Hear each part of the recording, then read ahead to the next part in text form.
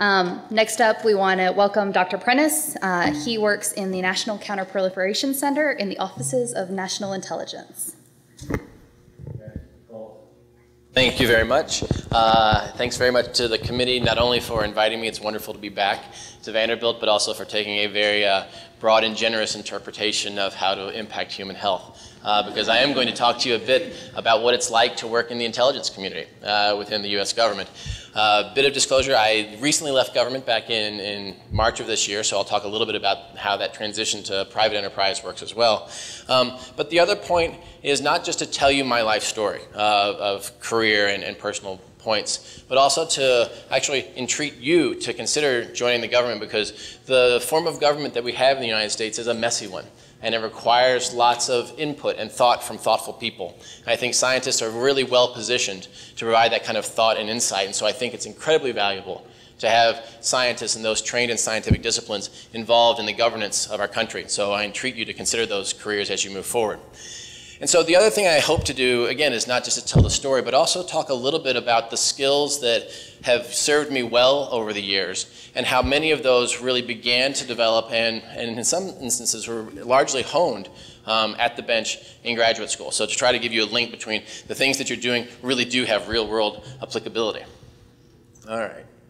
Okay, so this story is going to start in 2004. In March of 2004, I had just defended here at Vanderbilt. Mark Dennison, who I just saw walk in, was my mentor, and we worked on coronavirus replication complex formation and interactions with host cells. So as I was finishing up, I was looking at postdocs and trying to figure out generally, what the heck do I do now? And had done some postdoctoral interviews and was thinking about that. And an old colleague who had been a fellow graduate student in the microbiology and immunology department called and said, you know, I'm working at this place called the Defense Intelligence Agency. We're looking for people. Would you be interested in trying something different? I said, well, sure, you know, I'll come up and have an interview. And so went up and interviewed in what was the Counterproliferation Support Office's Division of Biological Warfare Assessments. And so talked to them a bit about what it meant to be an intelligence officer there and to do analysis for the intelligence community, and decided to go down that path. And that launched, you know, a 9-year thus far career that's taken a variety of twists and turns. And so during those times, my job was I was focused on a foreign country, and I wanted to know what they were doing to develop biological weapons and how those might impact the United States. And so a lot of it was data analysis. It was different types of data than I was used to collecting, because the intelligence community collects different pieces of data than the microscopic images that I was used to collecting. So that was a little different, but the process was still the same. Right, so the process of analysis and the process of writing up those analytic findings and presenting them to folks in a way that made sense and they could access were almost identical. And so that training that, again, was begun during graduate school has served me really well. And you'll note that the intention of the diagram was to promote kind of a building process. So after being an intelligence officer for a couple years, I was promoted to be a senior intelligence analyst, and so picked up some roles of mentoring junior analysts and teaching them a bit about what it is to do analysis and to help them troubleshoot and think through their analytic product. And is that an assumption that you're making, or is this really evidence-based? And those sorts of processes. And so those, again, were things that I had begun doing as a graduate student. You know, as you kind of rise up the ranks, the senior graduate student gets responsible for the new ducklings that come in. So, you know, had some of those responsibilities, but really continued to develop those throughout my time at DAA. And then in May 2006, had a relatively unique opportunity to deploy to Iraq, to Baghdad, Iraq, where I spent 4 months of glorious sand and sun, leading a team there that was focused on trying to prevent the insurgent groups that were in the area from developing chemical and biological weapons. And so this was a interesting and unique time. So part of the rationale for me to go to Iraq had nothing to do with politics, so it had nothing to do with whether I supported the war in Iraq or didn't, but I felt that the men and women that were serving over there deserved the best support they could possibly get. And so with a bit of hubris, I thought I was good at my job and decided that it would be valuable to go over there. So I learned some other interesting skills about team leading. I also now am the proud possessor of knowledge of how to drive through a building in case you're being chased, so that's nice to know. And a variety of other things. So, you know, really useful real-world application skills. So I was over there again for 4 months and did a lot of work, both as kind of the in-country liaison to the big intelligence community back home, but then also a lot of work with armed forces all across the different branches, and it truly was a multinational force. So I worked with the Australians, the Brits, Canadians, a whole bunch of different folks, and so that was really an interesting experience working with armed forces across the globe. And still have some really great pictures and memories from that time.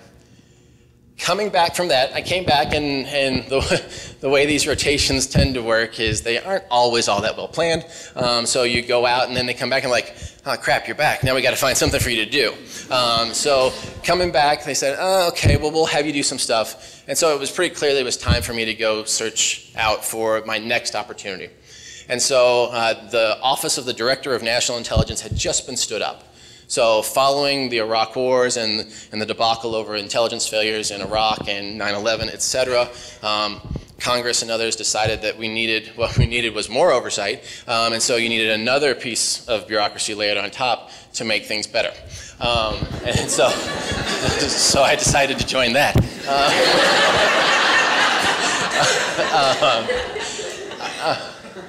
And again, one of the other themes that I think you'll find throughout my personal story is how valuable mentor relationships have been to me throughout the years. And so first job at DIA was because it was a colleague that I'd had here at Vanderbilt. Interestingly, my boss at NCPC was a guy named Larry Kerr, who some folks remember as both a student and then as a professor here at Vanderbilt as well, before he went up into government as well. And so, again, a really valuable mentor who taught me a tremendous amount.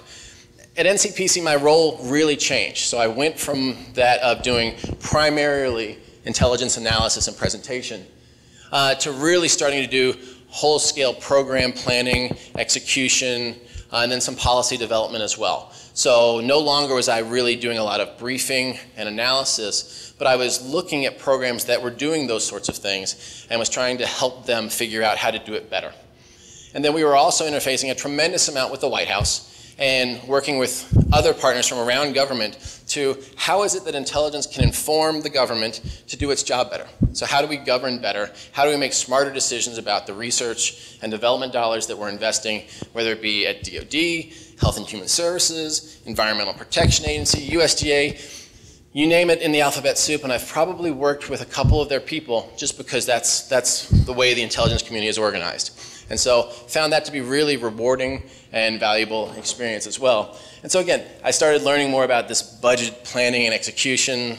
I know lots more about fiscal year dollar deliverables now than I ever cared to initially, but it really ended up being valuable information. So it helps you to understand how the whole thing works together, how the dollars get allocated, what are the things that help you to, advocate for getting dollars into your organization, and how to execute those monies effectively. And so in NCPC, I moved up from Deputy Senior Bioadvisor to Bio-Issue Manager. And in that role, really started having a more direct role in making policy, both for the intelligence community and then for the United States as well. And so an example of that is, we would go through these processes to identify the priorities of which foreign countries are we going to look at, what are the targets that we're going to look at for the most prominent threats to the United States, and then how are we going to prosecute those? How are we going to use the resources of the intelligence community and the United States government writ large to identify that information? And so figuring out how to do that and how to kick off some of those processes and how to really leverage some of the work that the wider US government does was really challenging. It was actually very valuable and rewarding personally to see that just under my leadership, okay, we're starting this, but boy, here are these other partners that we need to drag along. Oh, by the way, some of them don't really like to work with the intelligence community too much because we do spooky stuff. So figuring out how to convince them that we're not that bad. We give you some good information sometimes was interesting, challenging, and again, rewarding when it was successful. At the US level, it was incredibly valuable and rewarding, I think, to be involved with some of the discussions that were being had about biosecurity. So all the H5N1 discussions that went on, et cetera, those were things that I was a part of. And it was interesting to me that